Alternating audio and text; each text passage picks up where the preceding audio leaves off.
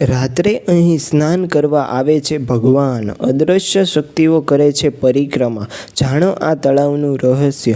મધ્યપ્રદેશના રીવા જિલ્લામાં આવેલું દેવ તળાવ એક સ્થળ છે જેની સાથે જોડાયેલી માન્યતાની દંતકથાઓ તમને આશ્ચર્યચકિત કરી દેશે.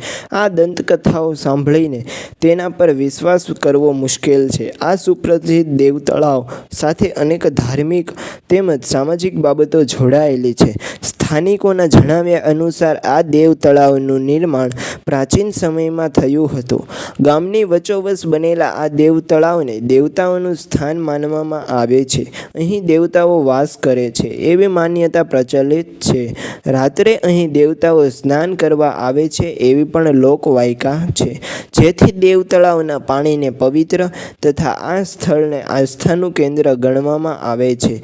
દેવ તળાવની પ્રચલિત સામાજિક માન્યતાઓ અને વાર્તાઓ વિશે કેટલાક નિષ્ણાતો માને છે કે આ આશ્ચર્યજનક ઘટનાઓ પાછળ આ સ્થાનની ભૌગોલિક વિશેષતાઓ અને તેનું બંધારણ જવાબદાર હોઈ શકે છે.